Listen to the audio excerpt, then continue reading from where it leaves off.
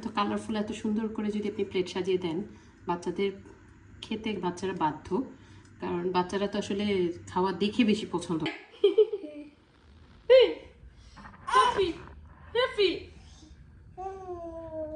কে খা তোমার স্কুল আছে, তোমার জ্বর তাই তুমি স্কুলে যাও নাই। এখন কি বলতে হবে? আর সালাম দাও সবাইকে, সালাম দাও টিকি। তাইশুর হচ্ছে সারাদিন বক বক করবে, খালি ডাক্তারের কাছে গেলে আর ক্যামেরার সামনে আসলে তোর কথা বেরোবে না।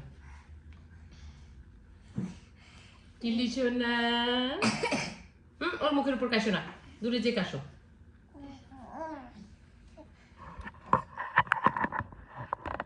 আসসালামু আলাইকুম, কেমন আছেন সবাই? আশা করছি সবাই ভালো আছেন। সো আরেকটা নতুন ব্লগ শুরু করছি। এখন বাজে হচ্ছে দুপুর 12টা। টেলিভিশনের সকালে নাস্তা খেয়ে সবাই একটা ন্যাপ নিয়েছে, তাইশু একটা ন্যাপ নিয়েছে, টিলু নিয়েছে। এখন এই যে সবাই এখন লাঞ্চ করবে। আর তাইশার আবারও জ্বর, সো আবার কতগুলো টেস্ট করতে হবে তাইশার যে কেন জ্বর হচ্ছে, তাই না? আবার কতগুলো টেস্ট করতে হবে। আর আপনারা হয়তো ভাবছেন আমি সকালবেলা কেন লিপস্টিক দেয়া। মেবেলিনের একটা সুপার স্টে লিপস্টিক আছে যেটা দিলে উঠে না, ওই লিপস্টিক উঠানোর যে আলাদা একটা ক্রিম পাওয়া যায় ওইটা না দিলে, তো কালকে ওইটা দেই নাই তাই ওটা উঠে নাই। তোমার জন্য নিয়ে আসছে। তাইশুর ইউরিন টেস্ট করতে দিতে হবে, কারণ ডাক্তার আসলে বুঝতেছে না যে তাইশুর কেন বারবার জ্বর আসছে, বারবার জ্বর আসতেছে কি কারণে। এটা কালকেই পাঠাবো আমরা, কালকে সকালবেলা তুমি পিপি দিবা স্কুলে যাওয়ার সময়, কালকে স্কুলে যদি জ্বর না থেকে যাবা এখন দিবা। আর তিলি সোনা তুমি কি খাচ্ছ? কি খাচ্ছ? হ্যাঁ, তিলিকে আমরা এই চেয়ারের মধ্যে আটকায় রাখছি, কারণ চিলির চাহিদা এই নড়াচড়া করে বেশি। তো এটা হচ্ছে টিলির ইটিং চেয়ার। এ ধরে না, এটা খুলে না, যদিও সে এটাকে টান দিয়ে খুলে ফেলে। ভালো লাগে না? ভালো লাগে না শোনা? কোথায় খারাপ লাগে বলো তো? কোথায় খারাপ লাগতেছে এখন বলবা না? মাথায়? মাথার জন্য তো ওষুধ দিলাম শোনা, এটার জন্য তো ওষুধ দিছি। আবার দেখি কালকে সকালে ডাক্তারকে ফোন করব, ঠিক আছে?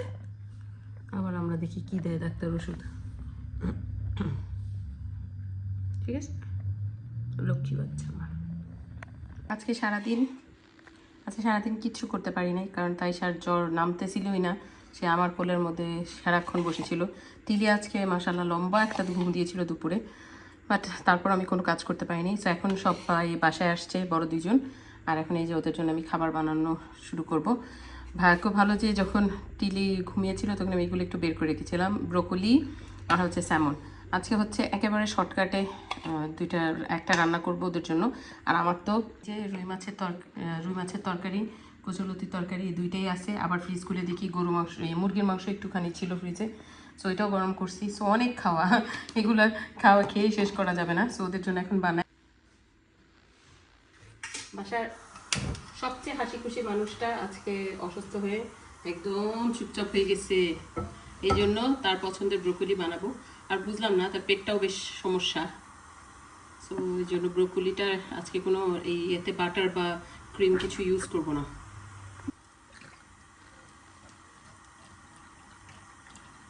সো শুধু তেল দিয়ে আজকে স্যামনটা ভাজবো।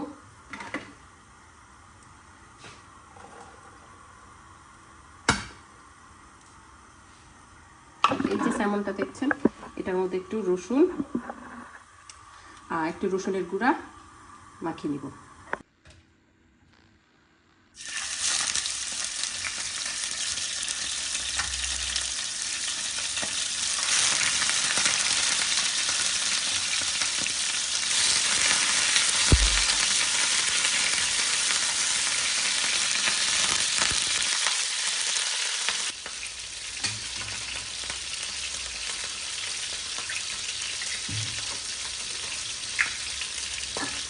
মাছের মধ্যে আমি এখন দিয়ে দিব একটু রসুনের গুঁড়া, এই সাইডে প্রথমে দিব রসুনের গুঁড়া দিয়ে দিচ্ছি।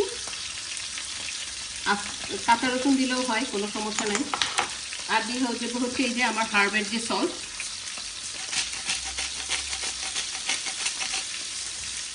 সব মিশানো।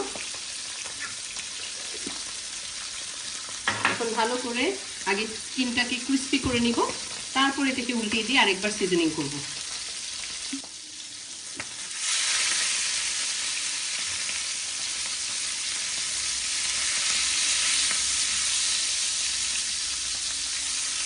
স্কিনের দিকটা একদম মচমচে হয়ে গেছে, এখন উল্টিয়ে দিচ্ছি। আমার বাচ্চারা স্কিনটা খায়, তো এই জন্য আমি স্কিনটা একদম মচমচে করে রাখি। ওরা স্কিন খুব পছন্দ করে, এটা মনে ক্রিস্পি হতে হবে অবশ্য। এখন একটু ঢেকে দিব আর একটু সিজনিং করে। এখন দিয়ে দিব হচ্ছে মরিচেরটা। এই যে দেখেন আমার এরকম সল্ট অনেক ধরনের আছে, এটা হচ্ছে মরিচ দেয়া। আরেকটা আছে গার্লিক দেয়া, কিন্তু গার্লিক দেয়াটা আজকে ইউজ করলাম না যেহেতু গার্লিক দিচ্ছি। আর এটাকে এখন ঢেকে দেব।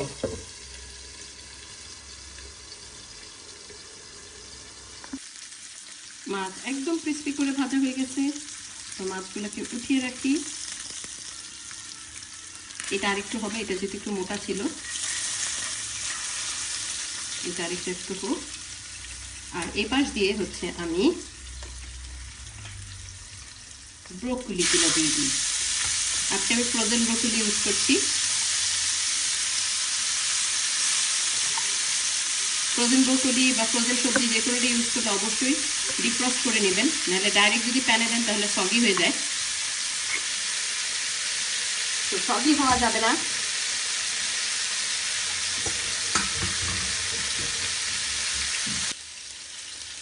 এই দুইটাও হয়ে গেছে।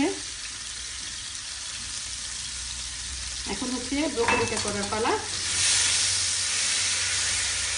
ব্রোকলিতে এখনই কোনো লবণ দিব না, কারণ এখন লবণ দিলে পানি ছেড়ে দিবে। এখন লবণ দিব না। এখন হচ্ছে ব্রোকলিটা দিয়ে দিলাম, আর সাথে একটা টমেটো দিয়ে দিচ্ছি একটু সসি সসি হওয়ার জন্য। যেহেতু আজকে আমি ক্রিম ইউজ করবো না, তাই এটা যেহেতু একটা একটু সমস্যা, কিন্তু ওদেরকে আবার খেতে মজা রাখতে হবে, এই জন্য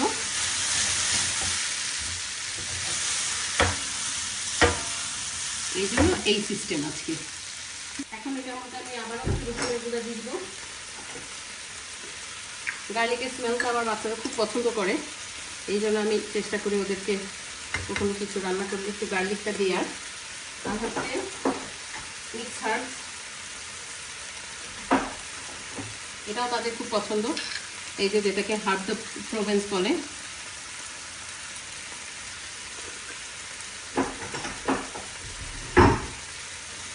দিয়ে ব্রোকলি আর টমেটো এই যে দেখেন নরম হয়ে গেছে। এখন দিব হচ্ছে লবণ। আর চুলার আঁচ কিন্তু একদমই কমানো যাবে না, তাহলেই শেষ।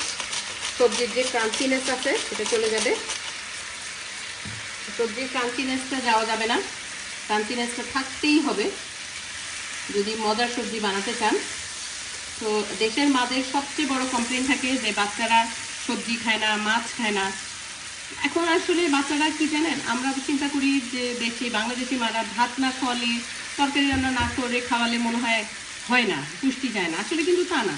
বাচ্চাদেরকে সবজি মাছ খাওয়াতে হলে একটু রান্নার স্টাইল চেঞ্জ করতে হবে। আর বাচ্চারা এখনকার দেখবেন যে দেশি খাবারের চেয়ে বিদেশি খাবারই একটু লাইক করে, তবে একটু বিদেশি স্টাইলেই সব সবজি টবজিগুলো করে দেন। সবজি খাওয়া দিয়ে কথা, পুষ্টি যাওয়া দিয়ে কথা, তাই না? তো আমার সবজি হয়ে গেছে। একদম নরম ভর্তা ভর্তা করা যাবে না, এরকম ক্রাঞ্চি ক্রাঞ্চি থাকতে হবে। এই যে দেখেন কালার চেঞ্জ হয় নাই সবজির, তো এরকম থাকলে খেতে ভালো লাগবে। এখন হচ্ছে প্লেটিং করার পালা। এখন হচ্ছে সুন্দর করে প্লেটিং করার পালা। সো দেখেন কিভাবে করি। কালকে যে পাস্তা বানিয়েছিলাম সেই পাস্তার কিছুটা রয়ে গিয়েছিল, সো আমি তাদের মাছের সাথে একটু পাস্তা সুন্দর করে প্লেটিং করার চেষ্টা আর কি, আর কিচ্ছু না। আমি কিন্তু খুব বড় বেশি পোর্শন সাইজ দিব না। আর এই যে মাছ আর যে ব্রোকলির মিক্সটা করেছিলাম সেই ব্রোকলি,